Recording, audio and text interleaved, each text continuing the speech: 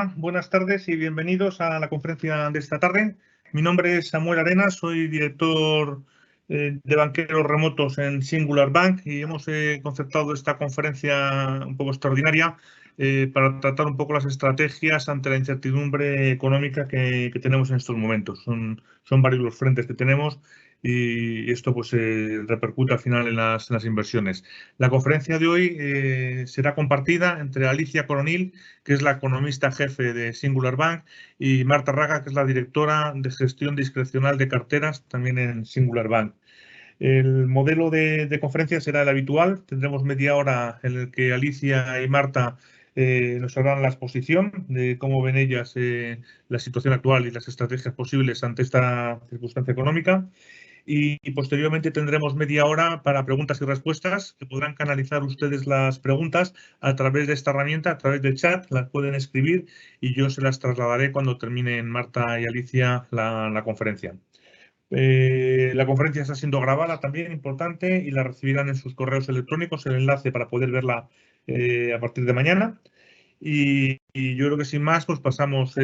Alicia, empezabas tú, correcto, ¿no? Sí, La muchísimas presentación. gracias. Pues Alicia, te dejo con los clientes. Gracias. Gracias a ti. Muchísimas gracias, Samuel, y muchísimas gracias a todos ustedes por compartir este rato de la tarde en un momento en el que, como mencionaba Samuel, estamos marcados por esos últimos acontecimientos que se han producido en el mercado, en los mercados financieros y también con esas decisiones que están adoptando los bancos centrales tras esa reunión de emergencia que ha tenido lugar hoy por parte del Banco Central Europeo para intentar frenar un riesgo que también se vislumbrábamos y que ya advertíamos el mes pasado en nuestra presentación del escenario macroeconómico, que podía producirse en un entorno de mayor endurecimiento de las condiciones financieras y también ralentización económica. En este sentido, lo que nos gustaría ahora resaltar es que efectivamente 2022 al final está siendo un año fuera de ese escenario base que teníamos los economistas, en el que se esperaba un crecimiento económico y completar la recuperación económica tras las abruptas caídas del PIB que se produjeron a raíz de la pandemia en el año 2020. En este sentido, si bien nosotros ya desde el año pasado, desde junio, sí que advertíamos de que los repuntes de inflación que se estaban produciendo al calor de esa crisis energética que empezó a aparecer en el mes de julio del año pasado, casi hace un año, tenían una coyuntura más estructural que transitoria frente a lo que proyectaba las autoridades monetarias y el consenso de mercado, que consideraba que esas tensiones inflacionistas se debían al tirón de la demanda que se había producido una vez que se había pasado esa primera ola de la pandemia y también provocado por esos cuellos y disrupciones en las cadenas de valor que había generado la propia crisis sanitaria. Pero bien, desgraciadamente, lo que hemos asistido desde el mes de febrero con la invasión de Rusia en Ucrania, esa disrupción de esa guerra, de ese acontecimiento geopolítico sin precedentes en Europa desde la Segunda Guerra Mundial, unido a esa nueva ola de la pandemia en China, que, si me lo permiten, con una incidencia todavía más acusada de la que se produjo en la primera ola en la ciudad de Wuhan a principios del año 2020, junto a esos problemas que ya afrontaba la coyuntura económica relacionadas con la crisis energética, los problemas en las cadenas de valor y de suministro y también la crisis alimentaria que se ha empezado a agudizar a raíz de la guerra en Ucrania, porque no podemos olvidar que Ucrania y Rusia representan el granero de Europa, pero también el granero en cierta forma a nivel global. Lo que han hecho ha sido situar a la economía en el mayor shock de commodities que conocíamos desde la década de los 70, cuando se produjeron las dos crisis del petróleo, y lo que han provocado es una aceleración de las tensiones inflacionistas, situándola en máximos desde hace 40 años, y eso ha ido acompañado de un endurecimiento de la política monetaria mucho más acusado de lo que se proyectaba a comienzos de año. Todo esto unido a ese deterioro de la renta disponible que están sufriendo los hogares a nivel global, no solamente en las economías avanzadas, sino también en las economías emergentes, que todavía tienen mayor exposición al repunte de los precios alimenticios y energéticos, sino también está produciendo una erosión progresiva caída de los márgenes empresariales, principalmente de las empresas que no tienen capacidad de fijación de precio o de las empresas con menor tamaño, como son las micro y pequeñas empresas, que a lo mejor su demanda y sus ventas están más enfocadas al mercado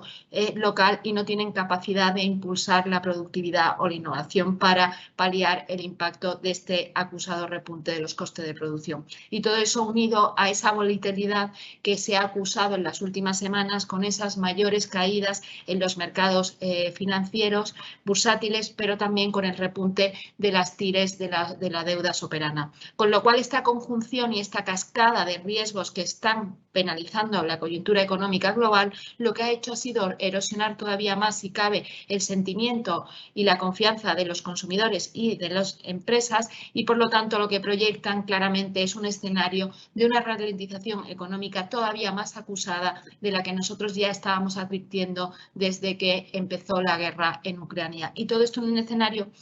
en que no podemos olvidar que existen otras incertidumbres relacionadas con las tensiones geopolíticas, no solamente en torno al conflicto bélico en Europa, sino también en la región Asia-Pacífico, en torno a Taiwán y al mar y a las islas del Pacífico, sino también los riesgos regulatorios que están empezando a surgir en un contexto en el que las autoridades y los gobiernos están intentando buscar también soluciones para reducir el impacto de esta subida de precios, como decíamos, en máximos de los últimos 40 años, impacten sobre todo en las empresas de menor tamaño y también en los hogares con menores ingresos. Dicho lo cual, ya se está apreciando esa pérdida de momentum económico a nivel global, con esa desaceleración clara en la economía de China, como nos ha indicado el indicador adelantado del ciclo económico de la OCDE, que precisamente se ha publicado este lunes. Y en el caso de China, esas restricciones a la movilidad que han afectado hasta un 35% del PIB del país en núcleos urbanos, que representan, como les decía, un 35% del PIB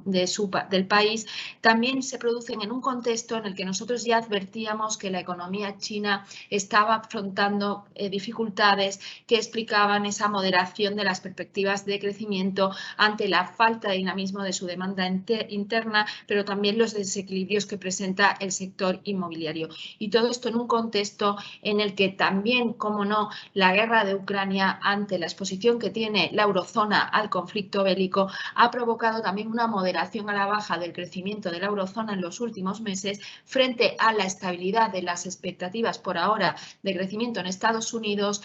porque apoyadas en esa recuperación tan acelerada de su mercado laboral y también en el repunte del consumo de los hogares. Dicho esto, si hay un elemento que ha cambiado y ha revertido todavía más el sentimiento económico de los ciudadanos y también de los inversores, ha sido precisamente los negativos datos de inflación que hemos conocido del mes de mayo, donde había una parte del consenso del mercado, y no era el escenario de Singular Bank, que proyectaban que íbamos a empezar a ver un techo en esos datos de inflación y a partir de ahí se iba a producir una moderación clara de las tasas de inflación hasta situarse en niveles más reducidos a finales y a principios del año que viene. Sin embargo, nada de eso ha ocurrido en la eurozona, como conocimos, con ese nuevo repunte de la inflación, tanto en el conjunto de los Estados miembros de la zona monetaria, sino también especialmente en el caso de España o de Alemania, pero también hemos conocido que ese patrón de inflación que estamos observando con esa aceleración de las tensiones inflacionistas en la eurozona no es Estados Unidos ajeno a ello, porque el último dato de inflación precisamente del mes de mayo, lejos de tocar techo y seguir esa senda de desaceleración, ha vuelto a repuntar en 0,3 puntos porcentuales hasta un 8,6%, situándose en su máximo histórico desde 1981. Y todo esto en un contexto en el que se ve claramente que en Estados Unidos también empieza a penalizarse esa crisis alimenticia y energética a nivel global, con un nuevo repunte de los precios energéticos de un 34,4% interanual, como pueden ver en el gráfico, y de un 19,7% en el caso de los alimentos y las bebidas. Pero también se observa cómo comienza a traspasarse y a permear al resto de la cesta de los bienes y servicios representativa del consumo de los hogares estadounidenses, con ese crecimiento al alza de los precios tanto en bienes no duraderos como en el sector servicios. Dicho lo cual, ha ido acompañado precisamente ese repunte del encarecimiento del coste de la vida en Estados Unidos y el endurecimiento de las perspectivas y de las condiciones monetarias por parte de la FED, pero también de las condiciones hipotecarias, lo que ha hecho es reducir al mínimo desde 1978 la confianza y el sentimiento económico de los hogares estadounidenses, lo cual es un dato muy importante y que nos anticipa una mayor ralentización del crecimiento económico en Estados Unidos, porque no podemos olvidar que el 70% del PIB de Estados Unidos lo representan precisamente el consumo de los hogares. Y todo esto en un contexto en el que precisamente esas tensiones inflacionistas en máximos desde hace 40 años lo que también están produciendo es una progresiva reducción de la renta disponible de los hogares y también del valor del ahorro embolsado durante esta pandemia, hasta tal punto que el salario promedio por hora en Estados Unidos ha caído por 14º mes consecutivo un 3% interanual, reflejando precisamente ese endurecimiento de las condiciones esa pérdida, de la capacidad de compra y, por lo tanto, de las expectativas económicas a futuro, donde un 46% de los encuestados consideran que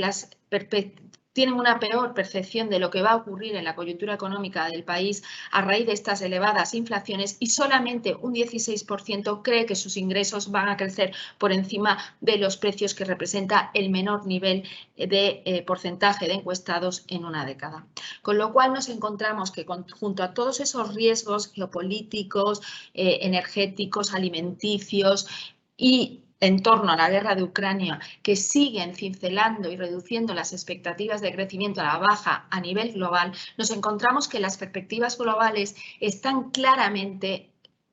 sesgadas y con una perspectiva a la baja debido a un triple escenario adverso en las tres principales economías a nivel mundial, como son Estados Unidos, la eurozona y China, habiendo ciertas similitudes en cuáles son los factores que explican o que pueden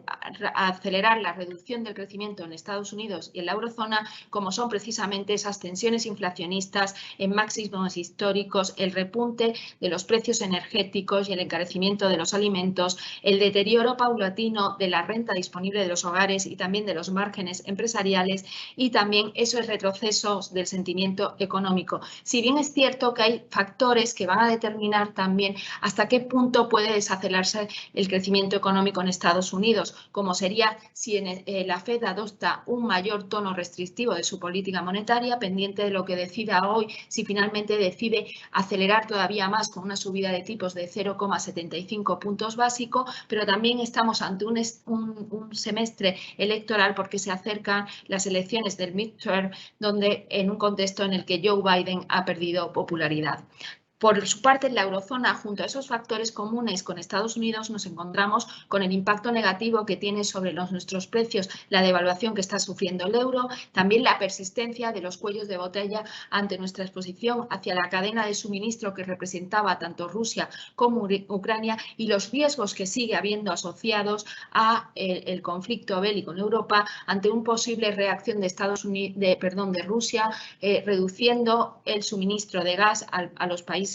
miembros, o bien produciéndose nuevas tensiones geopolíticas en el continente. Y todo esto en una coyuntura junto a la desaceleración de las economías avanzadas, lo que estamos observando también son crecientes riesgos en la economía china, vinculado a esos nuevos riesgos sanitarios que han vuelto a surgir en Beijing, en Shanghái, a pesar de que se había anunciado la reapertura de esta última ciudad a partir del 1 de junio, y donde sigue existiendo esa atonía de la demanda interna y un repunte muy acusado de la tasa de desempleo, hasta situarse el paro juvenil en un máximo histórico del 18,4%, junto también al deterioro del sentimiento económico y la pérdida de credibilidad o de prestigio entre las economías avanzadas de China ante su posicionamiento frente a la guerra de Ucrania, y en un contexto en el que ya había perdido credibilidad a raíz de la pandemia y esa falta de transparencia a la hora de investigar el origen de esta pandemia.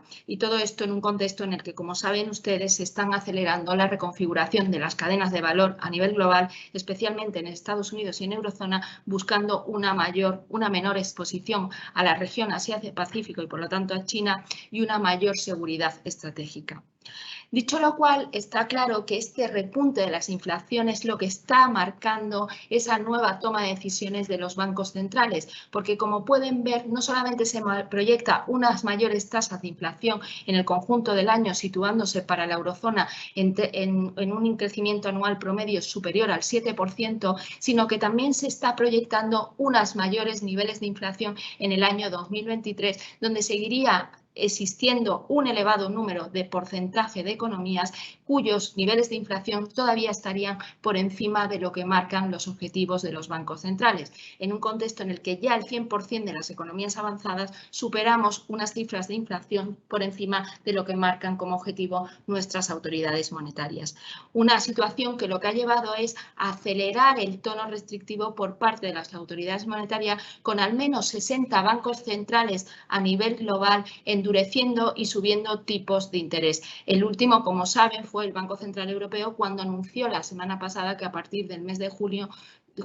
subiría 0,25 puntos básicos el tipo de interés de referencia. Pero como pueden ver en este mapa, ya predominan los países que han decidido optar por subidas de interés de al menos 50 puntos básicos o superiores para intentar controlar esta subida de los precios, que es sumamente complicada porque la mayor parte de esas presiones inflacionistas vienen por el lado de la oferta y los bancos centrales se encuentran entre el difícil equilibrio de lograr controlar esas presiones inflacionistas y evitar un aterrizaje mucho más abrupto del crecimiento económico del que se está proyectando actualmente. Y todo esto en un contexto en el que el Banco Central Europeo, como les decía al comienzo de la exposición, hoy ha tenido que realizar una reunión de urgencia ante el repunte acusado de las tires de los bonos del sur de Europa, que ya estaban situando un posible escenario de fragmentación financiera, con las implicaciones que eso hubiera tenido en Europa y en el crecimiento de las principales economías de la eurozona. Con lo cual, lo que estamos viendo es nuevamente decisiones de política monetaria para intentar reducir los riesgos financieros que está dando lugar esta complicada situación macroeconómica a nivel global, tanto desde el punto de vista de las perspectivas de crecimiento como ante la falta de visibilidad de cuándo se va a lograr estabilizar los riesgos geopolíticos que actualmente nos están afectando, como esas tensiones inflacionistas de oferta. Dicho lo cual, ya la OCDE y el Banco Mundial la semana pasada nos estaban advirtiendo, lógicamente, de esa desaceleración del crecimiento económico y las menores perspectivas de crecimiento tanto para este año como el año 2023, con un crecimiento en el caso de la economía mundial en torno al 2,9% anual, es decir, ya creciendo en torno a su senda previa a la crisis de la pandemia, pero también reduciendo las perspectivas de crecimiento en la eurozona y en Estados Unidos al entorno del 2,6-2,5% y situando las perspectivas de crecimiento en China en torno al 4,4%. Y todo esto en un contexto en el que en año situaban el crecimiento económico en línea o por debajo de lo que crecían las economías avanzadas antes de la pandemia. Dicho lo cual, estas perspectivas de crecimiento económico están altamente condicionadas a la baja, porque en parte van a depender si finalmente se produce ese ansiado boom económico que esperamos este verano, apoyado en la reapertura económica, en la recuperación del turismo, ante la rotación del consumo de los hogares hacia los servicios, que al final es el sector que pesa más en el PIB de los países, ante el ahorro embalsado acumulado a lo largo de la pandemia y esa positiva evolución del mercado laboral que está caracterizando el ciclo económico tanto en Estados Unidos como en la eurozona. Sin embargo, este verano, ese boom ansiado este verano está muy condicionado a riesgos a la baja, porque podemos encontrarnos, como les comentaba, en un escenario bastante factible donde sigan acelerándose las tensiones inflacionistas y veamos nuevos repuntes de las tasas de inflación, que esto provoque una mayor volatilidad en los mercados financieros, que sigan produciendo escenarios de fragmentación financiera en la eurozona, a pesar de esa decisión que ha anunciado el Banco Central Europeo de crear un mecanismo que evite precisamente ante ese escenario y también en un contexto en el que se puede retrasar la reapertura de China y que pueden surgir nuevas tensiones geopolíticas, no solamente en torno al conflicto bélico en Ucrania, sino también a nivel global. Y todo esto en un escenario en el que claramente lo que vemos es que a partir del tercer trimestre, una vez que acabe el periodo estival, la economía mundial se sumergirá en un escenario de clara desaceleración económica mucho más acusada ante el impacto que se prevé que puede empezar a resurgir todavía con más fuerza a partir del otoño en torno a la crisis energética, alimenticia, los riesgos que siguen existiendo en torno a la crisis sanitaria, como estamos viendo en China, pero también en otros países de la región, el deterioro tan acusado de la renta disponible y de los márgenes empresariales, y que muchas empresas, especialmente las de menor tamaño, se pueden ver obligadas ya a realizar reajustes de la plantilla y eso deteriorar las cifras de creación de empleo y, por lo tanto, de paro. Pero todo esto va a depender, como no, de una serie de factores, como puede ser hasta qué punto siguen avanzando la normalización de las cadenas de valor, unido a que la moderación del crecimiento de China puede dar lugar a una moderación también de los precios de la commodity y eso favorece cierta relajación de las tensiones inflacionistas, que también contribuiría a ello si finalmente Estados Unidos consigue que Arabia Saudí aumente la producción de petróleo para paliar esa prohibición de importación de crudo ruso. Y por últimamente, que los bancos centrales decidan moderar el endurecimiento de la política monetaria ante los mayores riesgos y deterioro de las condiciones en la economía real. Pero en cualquier caso, aunque se produjeran esos condicionantes, nuestro escenario central actualmente es que es complicado e inevitable a priori que no vayamos a un escenario de cara a 2023 de pérdida generalizada de momentum y de recesión económica tanto en Estados Unidos como en Europa. Si bien el grado de intensidad de esa crisis vendrá condicionada, como no, a cómo evolucionen esos riesgos, esa cascada de riesgos que le comentaba al principio de la exposición. Muchísimas gracias y le cedo la palabra a Marta Ragaz.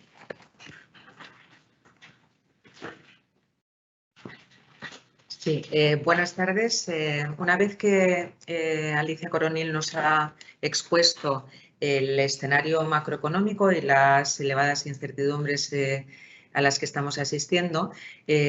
vamos a comentar brevemente cuál puede ser la estrategia más acertada de inversión a la hora de construir unas carteras o de las carteras existentes. Para ello es necesario repasar qué es lo que están haciendo los mercados y cuáles son los distintos comportamientos que están teniendo las distintas clases de activos. Entonces, en primer lugar, simplemente comentar la evolución de la renta fija, donde lo que hemos tenido ha sido un repunte importante de las rentabilidades de los bonos, tanto a corto como a largo plazo. Como pueden ver en el gráfico de la izquierda, la rentabilidad del bono alemán a 10 años se ha situado ya por encima de 1,5% y la tasa del plazo de 10 años para el bono del Tesoro americano se sitúa también pues, alrededor del 3,5%. Estos días, por supuesto, estamos teniendo mucha volatilidad en este sentido, pero lo que hay que destacar en este sentido en cuanto a las rentabilidades a largo plazo es que si nos vamos a observar los tipos reales, es decir, esas mismas referencias, pero una vez que ajustamos las rentabilidades de los bonos a largo plazo con la expectativa de inflación, y en esto hay que resaltar que no estoy hablando de la inflación publicada ahora, puesto que son inflaciones mucho más elevadas, sino la expectativa de inflación que viene dada por la cotización de los bonos ligados a inflación en el mercado. Lo que observamos es que incluso cogiendo esa referencia de expectativas y no de dato real de inflación, los tipos reales a largo plazo están ya colocándose en niveles en terreno positivo. Terreno que no, en donde no estábamos desde hace mucho tiempo, porque como bien saben ustedes, los bancos centrales habían bajado los tipos a unos niveles por debajo de las tasas de inflación y de las expectativas precisamente para reflacionar la economía. En este caso, para el tipo de interés real a 10 años estadounidense, como pueden observar ustedes en el gráfico de la derecha, la línea roja pues, se sitúa ya por encima del 0,5%. 1,5%. Y esto es significativo en el sentido que sería un freno al crecimiento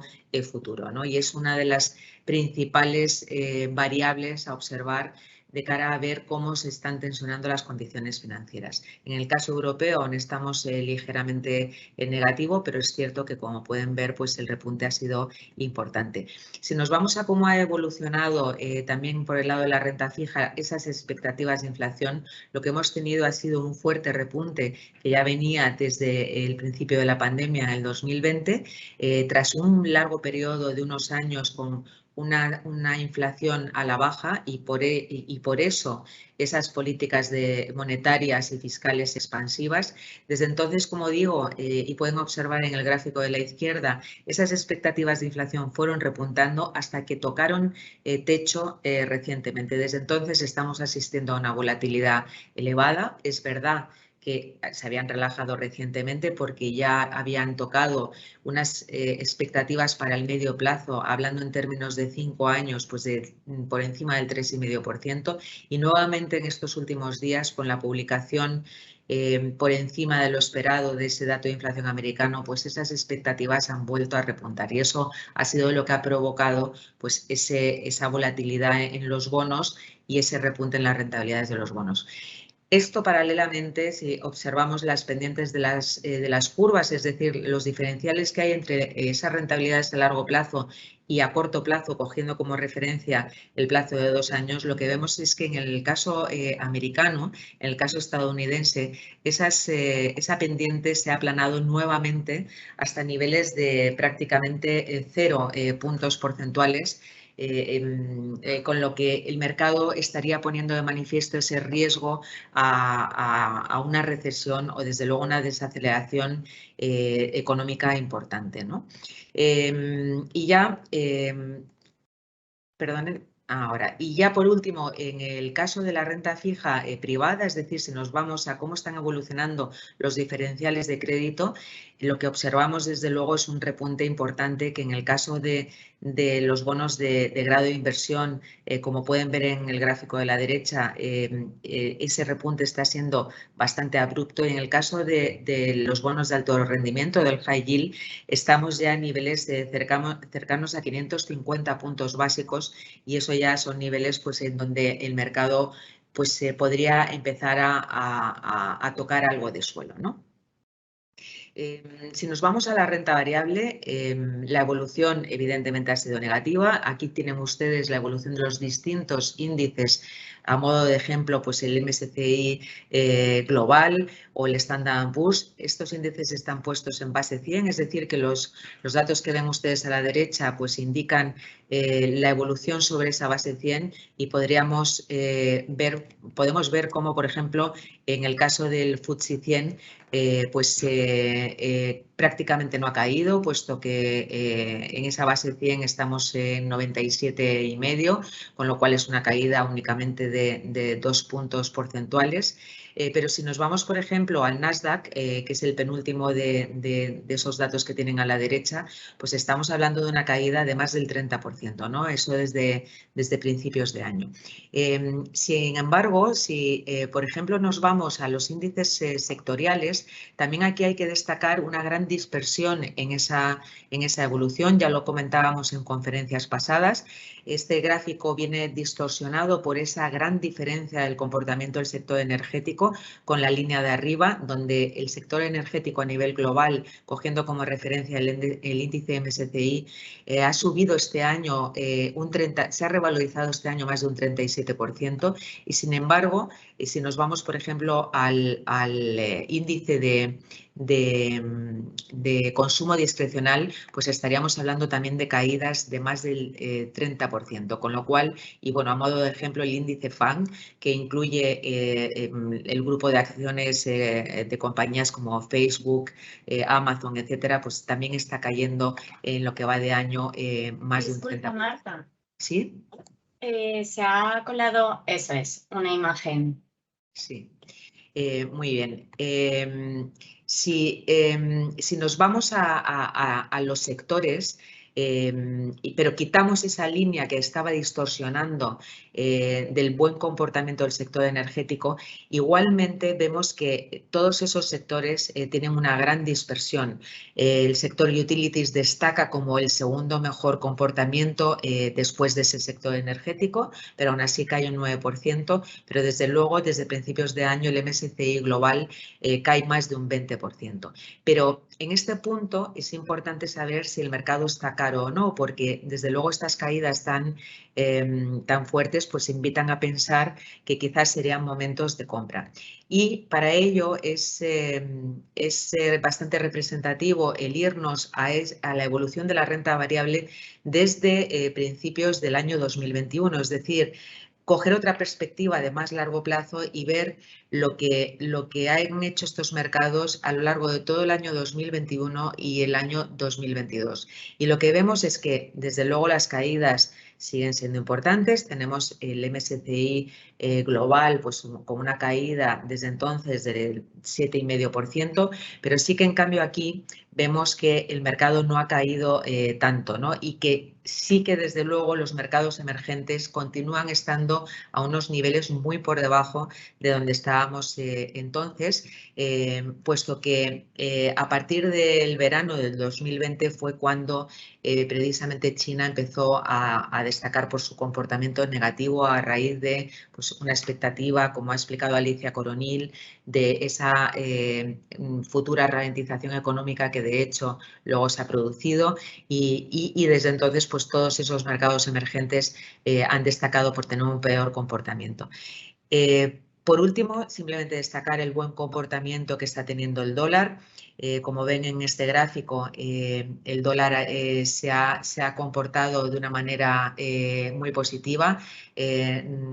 subiendo en lo que vamos de año alrededor del 8%, ahora mismo cotiza con respecto al euro a 1,04 y pico y desde luego está siendo la divisa por un lado refugio y por otra parte reflejando también ese diferencial de tipos que existe entre Estados Unidos y Europa. Dicho todo esto, por lo tanto, lo que hemos tenido ha sido un comportamiento negativo en todas las clases de activos,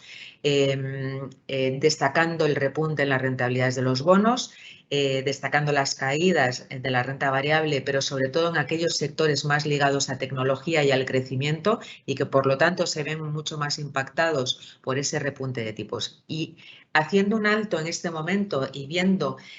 si realmente los condicionantes del mercado nos invitan a pensar que quizás podríamos empezar a tomar posiciones en renta variable, conviene hacer la balanza de los factores que tenemos que tener en cuenta. Y en ese sentido, como continuación a lo que ha explicado Alicia Coronil, sí que tenemos muchos más factores negativos en el lado de la balanza en cuanto a esas disrupciones de las cadenas de producción y esas tensiones elevadas de inflación. Y sobre todo un contexto en donde las condiciones financieras han empeorado. Es cierto que hemos tenido esa conferencia por parte del Banco Central Europeo, esa reunión extraordinaria en la que está claro que los bancos centrales van a tratar de calmar a los mercados, pero por otra parte van a seguir haciendo lo necesario para frenar esa inflación y eso indudablemente es una reducción de las condiciones, un empeoramiento de las condiciones financieras. Sí que es cierto que en el lado positivo de la balanza lo que tenemos es esa recuperación o apertura que comentaba Alicia Coronil anteriormente del verano, con esa recuperación económica y ese mayor dinamismo del consumo, pero en donde tras ese periodo de verano nos enfrentamos a un final de año mucho más negativo. En ese sentido, hemos tenido unos resultados empresariales que fueron positivos en el primer trimestre y que posiblemente lo seguirán siendo durante el próximo trimestre, pero en donde los comentarios de las distintas grandes compañías fueron ya en línea de advertir de una ralentización económica, con unas ciertas advertencias en sus previsiones económicas y, por lo tanto, podríamos ver un segundo y tercer trimestre con un empeoramiento de los resultados empresariales y no nos tenemos que guiar solo por los resultados empresariales publicados con respecto al primer trimestre, ¿no? Es cierto que el sentimiento del inversor está en mínimos y prueba de ello es que cuando el mercado cae, sesiones como la de hoy, pues el mercado entra dinero al mercado y el inversor se anima a comprar, pero desde luego creemos que hay factores que siguen estando, factores de mayor peso en el lado negativo de la balanza. Las valoraciones a día de hoy se han ajustado. Es cierto que estamos asistiendo a un ajuste en esas valoraciones que nos invitan a pensar que empiezan a estar en niveles algo más atractivos, con lo cual sí que para construir cartera empiezan a ser niveles algo más decentes, pero aún consideramos que esas valoraciones no reflejan por completo un escenario que podría ser más negativo como el expuesto anteriormente de una posible recesión económica para finales de año. Por lo tanto, a nivel de estrategia, por resumir, seguimos con una posición táctica a nivel de renta variable en doble infraponderación, es decir, en el nivel mínimo para cada uno de los niveles de riesgo de las carteras, que son los que les mostramos en la página que están viendo ahora mismo. Desde luego, la estrategia este año es importante configurarla en torno a ese contexto de ralentización económica, de riesgo elevado de desaceleración fuerte e incluso con momentos puntuales de recesión, donde seguimos reforzando en nuestra convicción en activos reales a través de infraestructuras, materiales, oro, que hemos comentado en otras ocasiones, y donde va a seguir teniendo un protagonismo esas tensiones inflacionistas, la actuación de los bancos centrales y esas revisiones de crecimiento. Con lo cual, nosotros en nuestra estrategia hemos seguido reajustando el mix sectorial y de megatendencias que, como saben, tienen un especial protagonismo porque consideramos que hay ciertos sectores que van a seguir destacando en cuanto a esas megatendencias de crecimiento a largo plazo, pero no conviene olvidar que el contexto actual es un contexto en el que las tensiones inflacionistas van a seguir y que, por lo tanto, ese entorno de tensiones en los tipos de interés van a continuar y, por lo tanto, debemos rebajar el peso, que es lo que nosotros comenzamos a hacer a lo largo del año pasado en aquellos sectores con una exposición a mayor crecimiento, puesto que esos niveles de tipos de interés le impacta de una manera más negativa en las valoraciones de esos flujos futuros de ese crecimiento, ¿no? Y es un año en el que tenemos que tener especial atención a las valoraciones de las distintas clases de activos para saber cuál es el momento idóneo para volver a incrementar esas posiciones tácticas, porque si bien es cierto que el escenario es negativo y el contexto es de incertidumbre y de falta de visibilidad por el momento, también es verdad que todo tiene un precio y nos acercamos a un momento en el que quizás pues bueno, ese posicionamiento táctico podría ser más favorable a volver a incrementar.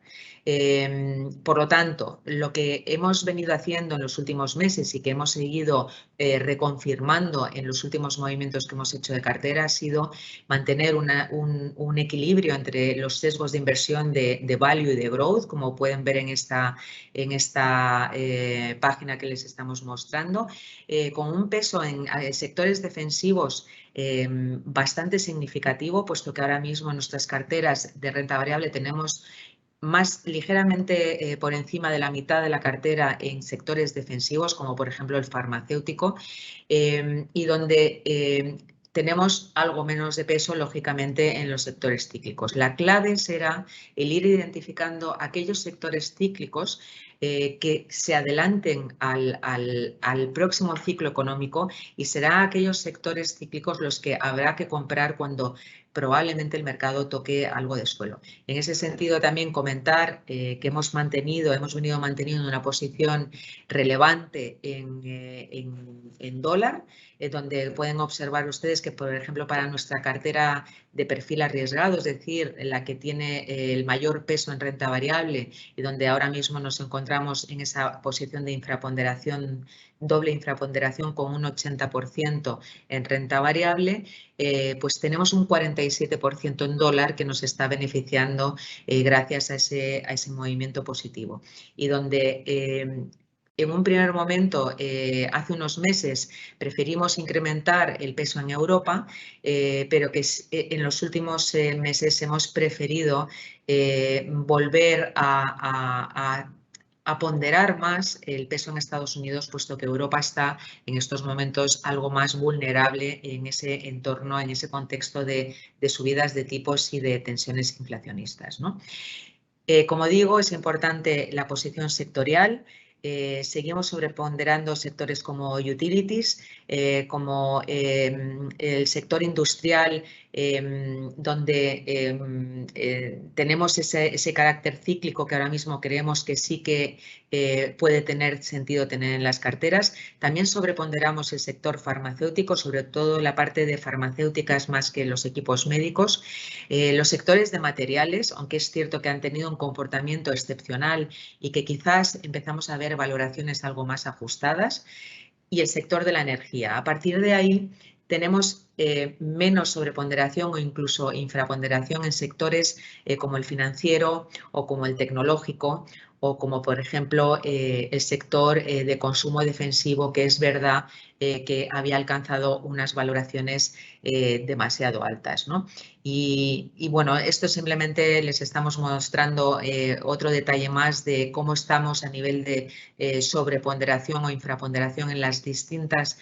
categorías de subsectores, donde podemos observar que claramente, nuevamente, donde tenemos una mayor sobreponderación con respecto al peso que pueden tener los sectores dentro de un índice como el MSCI global, pues nuevamente es el sector de utilities o, por ejemplo, el de farmacéuticas, ¿no? Y donde quizás de los sectores que más estamos infraponderando es el sector de medios de comunicación o, por ejemplo, el sector financiero, donde ven arriba de la tabla que sectores no solo financieros diversificados, sino los bancos, pues tenemos una infraponderación de casi la mitad de lo que pesa en el sector, en el índice global, ¿no? Y por último, simplemente resumirles, por tanto, ese conjunto de estrategia en nuestras carteras que creemos que es la adecuada en estos momentos, como es esa doble infraponderación en renta variable, una posición en materias primas que nos protege contra ese entorno inflacionista, con posición destacable en oro, una posición elevada en dólar, como hemos comentado, una posición destacable en megatendencias que ahora mismo supone el 50% de nuestra renta variable, pero donde hemos ajustado esa distribución en megatendencias, reduciendo en la parte de disrupción tecnológica y aumentando exposición en aquellos sectores que están más presentes en la tendencia del cambio climático, que se va a ver evidentemente beneficiada por el contexto actual y donde no hay que olvidar que también hemos dado mucho más peso a la gestión alternativa a falta de tener una convicción en la renta fija, puesto que llevamos ya tiempo con una duración muy baja que nos ha protegido de esos fuertes repuntes en los tipos de interés y que por el momento, si bien creemos que esos repuntes han sido lo suficientemente significativos como para empezar a plantearse el incrementar algo las posiciones en renta fija, creemos que quizás aún es pronto. Para aquellos clientes que no tengan ninguna posición en renta fija, quizás puede ser momento para empezar a construir cartera, pero con cautela. En nuestras carteras que ya están consolidadas, como digo, seguimos manteniendo una duración baja porque creemos que el riesgo-beneficio de incrementar en estos momentos no merece la pena por la elevada volatilidad en esta clase de activo y donde consideramos que hay ciertos activos como los bonos ligados a inflación de corto plazo que sí que puede tener más sentido el mantenerlos en estos momentos. Y con esto ya terminamos nuestra presentación y por supuesto estamos abiertos a cualquier duda o pregunta que tengan ustedes. Muchas gracias por su atención. Estupendo, Alicia y Marta, muchísimas gracias por la presentación. Yo creo que ha sido muy completa Nos habéis descrito un poco pues, la situación actual, el contexto actual en el que nos encontramos y un poco por las tendencias inversoras que tenemos que tener en cuenta. Si queréis, pasamos a las preguntas de los clientes. Bueno, felicidades por la presentación, que ha estado muy completa, de verdad. Muchas gracias. Un cliente nos pregunta, ¿cuánto tiempo estiman ustedes que puede durar la actual fase bajista? Vamos, un poco, pues, ¿dónde veríais el suelo para poder entrar? La actual fase bajista del mercado y no tanto de la economía, ¿no? Puesto que Alicia Coronil ha expuesto un panorama más de medio plazo donde hay bastante falta de visibilidad, ¿no? Es cierto que nuestra estrategia, hemos mostrado una estrategia bastante cauta, pero también es verdad que comentaba hace unos minutos que la clave este año va a ser cuándo volver a incrementar en activos de riesgo como la renta variable o en este caso la renta fija también pensando en términos de duración, ¿no? Y en ese sentido creemos que los movimientos de mercado recientes, no solo de estos 2 últimos días, sino de estas semanas atrás, han sido lo suficientemente fuertes como para que técnicamente ahora mismo veamos un suelo intermedio en el que sí que es verdad que quizás para posiciones más especulativas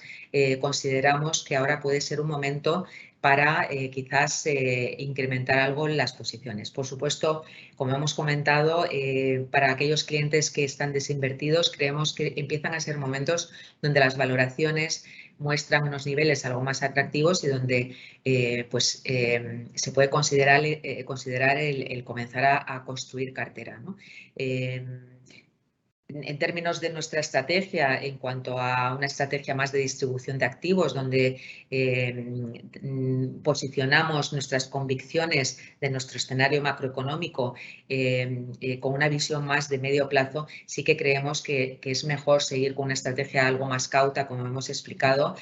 sobre todo en la parte de renta fija, donde, como decía antes, no merece la pena el riesgo-beneficio en un año en el que las políticas monetarias van a continuar siendo restrictivas y donde la liquidez que se había venido inyectando en los últimos años al sistema, pues desde luego ahora mismo va a ser drenada poco a poco del sistema. Y en la renta variable sí que es verdad que bueno, pues como digo, podemos estar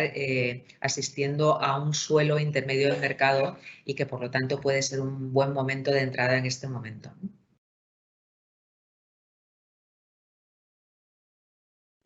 Perfecto, muchas gracias.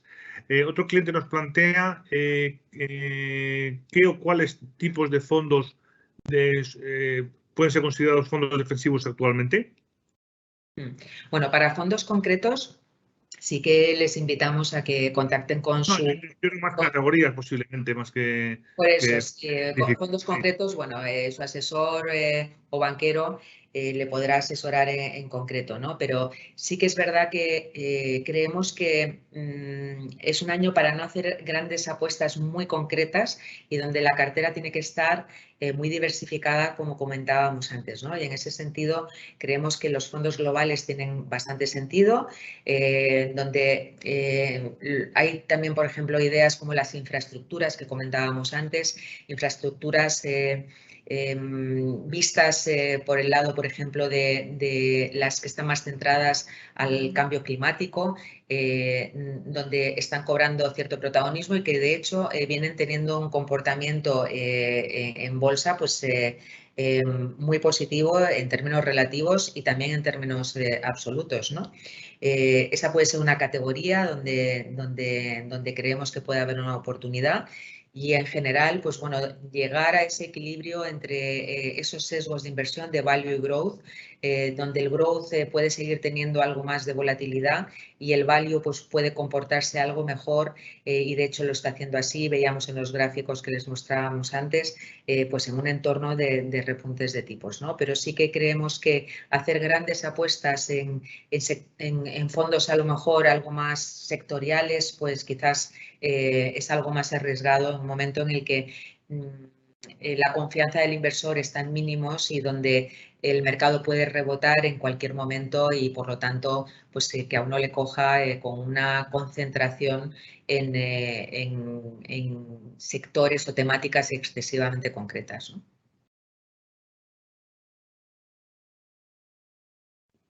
Perfecto, gracias. Otro cliente nos plantea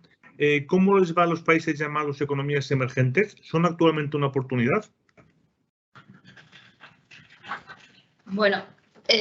yo creo que el escenario global que se plantea es de grandes incertidumbres también en la senda de crecimiento de las economías emergentes, y aquí yo distinguiría lo que puede ocurrir con la economía china, que podríamos ver cómo este año finalmente crece por debajo del 4%, y luego vamos a ver cómo otros países ven impulsado su crecimiento económico, especialmente los que son exportadores de materias primas claves. No estoy hablando solamente de energía, también estamos hablando de metales e incluso, y como no, de la alimentación, que va a ganar y seguirá ganando protagonismo. En cualquier caso, este crecimiento económico se va a ver penalizado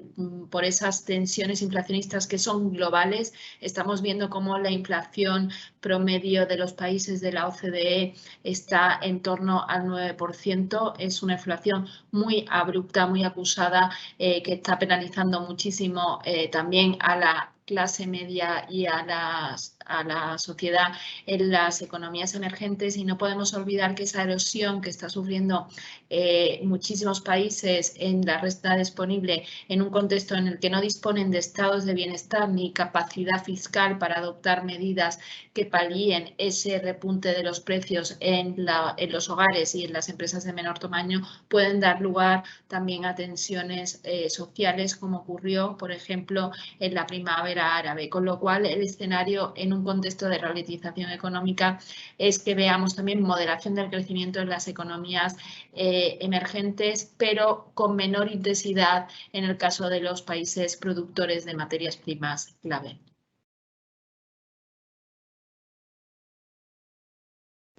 Perfecto, gracias. Otra pregunta que nos plantean es, ¿la renta fija actualmente es posible conseguir alguna rentabilidad? ¿Cómo lo veis en el escenario de subida de tipos? Sí, por supuesto. Hablando en términos nominales, la renta fija ahora mismo, veíamos en los primeros gráficos de esta presentación, ha repuntado en cuanto a rentabilidad, y ya tenemos pues, bonos del Tesoro americano cotizando en el plazo de 10 años por encima del 3%, el bono alemán cotizando en el caso del 10 años también pues, en tasas positivas, que era difícil verlo en los últimos años. Y a partir de ahí, si uno quiere invertir en renta fija privada, ¿no? De emisiones corporativas, pues habría que sumarle esos diferenciales que veíamos que se han ampliado, y que, por lo tanto, añadiéndolo a esa rentabilidad de los bonos del Estado, pues bueno, podemos empezar a ver rentabilidades positivas y que empiezan a ser bastante decentes, ¿no? Ahora bien,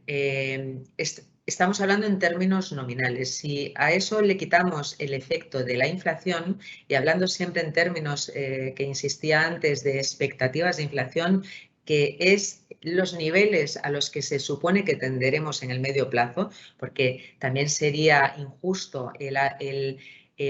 mirar esas rentabilidades nominales ofrecidas a día de hoy, ajustándolas con la inflación de hoy, puesto que son inflaciones temporales, entre comillas, aunque ya hemos visto pues, que no son tan temporales como el mercado pensaba inicialmente, y que sí que bueno, pues, van a mantenerse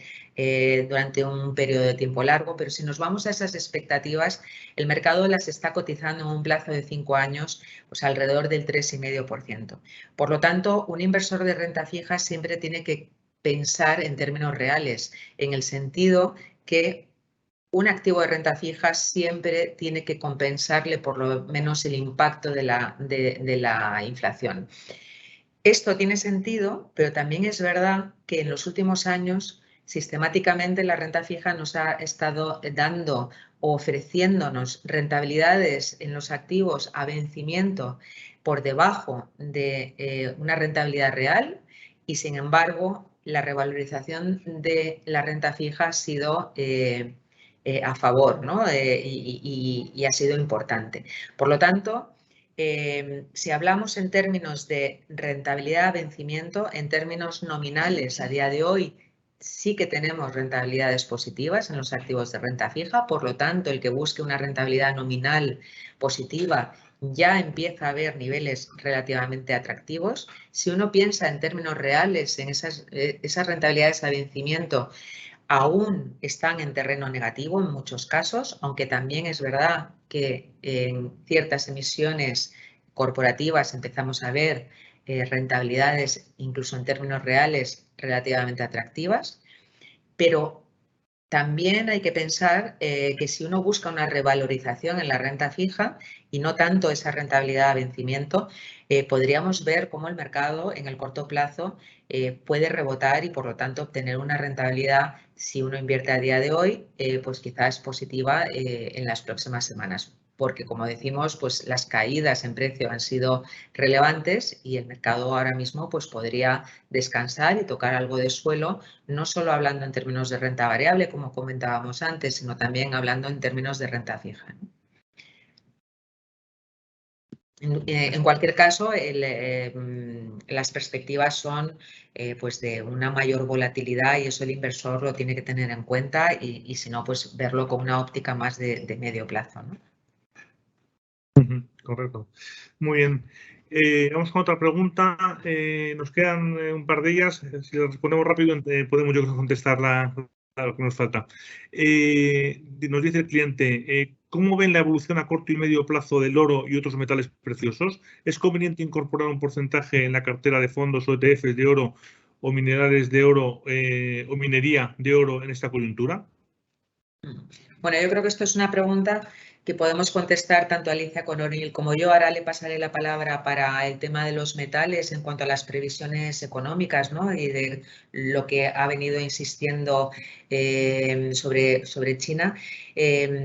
Creemos que el oro tiene que tener un protagonismo hoy en día en las carteras y, como explicábamos antes, seguimos manteniendo desde hace ya mucho tiempo, 2 años, un porcentaje relevante en las carteras en oro. Es verdad que este año los resultados no están siendo todo lo positivos que uno cabría esperar, porque es cierto que el oro pues seguía mucho por esas expectativas de inflación que veíamos que quizás han tocado algo de techo en el medio plazo y además pues con unos tipos reales que empiezan a ir al alza y por lo tanto pues rebajan esas expectativas de inflación para el largo plazo, ¿no? Y por lo tanto el oro pues en ese sentido se habría frenado un poco, pero aún así creemos que es un metal precioso que actúa como refugio, que en un entorno en el que seguimos con unos tipos de interés bajos y una elevada volatilidad, tiene un atractivo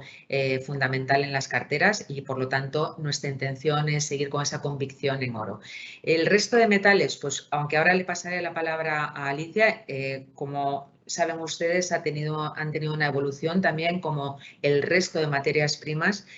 pues muy positiva en los últimos meses. Por un lado, por esas distorsiones en las cadenas de valor y productivas. Por otra parte, porque veníamos de un entorno de crecimiento económico fuerte en los últimos años y porque además a raíz de la salida del primer confinamiento y esas distorsiones, pues hubo una fuerte demanda y además pues la guerra de Ucrania ha venido a agravar esa situación, ¿no? A partir de ahí consideramos que quizás han tenido una revalorización muy positiva, que además pues viene acompañada por el resto de materias primas las blandas, ¿no? Las soft commodities más alimenticias o también, por ejemplo, todas las materias primas ligadas al petróleo y sus derivados y por lo tanto creemos que ahora mismo podríamos empezar a ver cómo empiezan a tener comportamientos diferentes entre ellas porque ya empiezan a descorrelacionarse algo más Y en ese sentido le paso la palabra a Alicia porque tiene mucho que decir en ese sentido. Bueno, yo creo que Marta lo ha explicado perfectamente y simplemente yo creo que efectivamente el oro puede tomar todavía un papel mucho más de valor refugio en un escenario, si vamos a un escenario de recesión económica y sobre todo si se produce esa temida esta inflación económica, y ahí lógicamente podríamos ver que en función de cómo siga ese crecimiento China a corto plazo, podríamos ver que se suavizan los precios del resto de materias primas, sobre todo los metales y no tanto los productos alimenticios. Pero en cualquier caso, una vez que tengamos más visibilidad de hacia dónde va el crecimiento económico y hasta qué punto la magnitud de la recesión económica que podemos vivir el año que viene o a finales de año, en función también de esa definición que hace el NBR, de que se puede hablar de recesión económica no solamente cuando se produce una caída del PIB de 6 meses consecutivos en esa definición tradicional teórica de lo que es una recesión económica, sino si se produce una caída amplificada y abrupta de la economía, como ocurrió a raíz del primer confinamiento en marzo de 2020, pues también eso va a determinar el precio y hacia dónde se va el precio de esas commodities. Pero en cualquier caso también hay un escenario en el que una vez metabolizada o vislumbrada qué tipo de recesión económica vamos a tener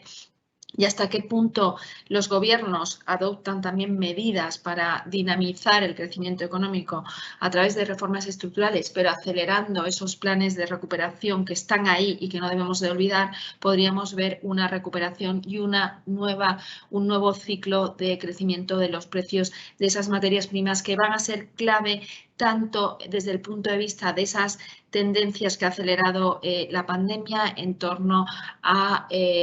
la transición energética, pero también la guerra de Ucrania, pero también muy relacionado con esos planes de defensa que se van a tener que poner en marcha y que ya se empiezan a poner en marcha a raíz de este conflicto bélico en Europa.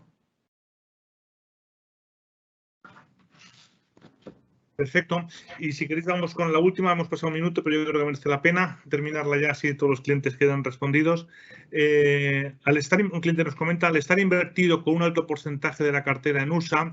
el cambio dólar-euro puede beneficiar una opción favorable hacia la desinversión en estos activos bursátiles para ponernos en liquidez a la espera del momentum. ¿Cómo veis esta estrategia? Sí, si me puedes repetir, por favor, la pregunta porque no la he entendido bien, perdón. Sí, el cliente está invertido en mercado americano y el cambio dólar-euro pues le estará beneficiando en la rentabilidad, supongo, de los activos que tenga comprados. Lo que plantea es ponerse en liquidez, vender esos activos, ponerse en liquidez para esperar un momento mejor, con lo cual pues igual se pierde el momento de la recuperación o si no acierta mucho, ¿no? Sí, bueno, lo que interpreto es que este cliente quizás considera que la revalorización del dólar pues bueno, es ya más que suficiente y querría realizar beneficios aprovechando que le compensa las pérdidas y que a lo mejor incluso pues bueno, no está perdiendo o incluso está ganando, ¿no? Y yo lo que diría es que en estos momentos donde el mercado tiene una tendencia pues bajista y que las pérdidas acumuladas son relevantes, el salir completamente de mercado es muy peligroso porque luego es difícil tomar la decisión de cuándo volver a invertir. Sí que es verdad que un cliente que a lo mejor ha mantenido su inversión en mercado americano y referenciado a dólar y sin cubrir esa divisa ha obtenido esa revalorización en dólar, pero también consideramos que el dólar debería ser una divisa con un comportamiento relativamente bueno en las próximas semanas. Esto no quita que estamos en unos niveles cercanos a la paridad y que, como ya nos pasó hace unas semanas, pues bueno, quizás estamos en unos niveles de resistencia que le costaría romper, ¿no? Con lo cual, pues bueno, a lo mejor el vender en estos niveles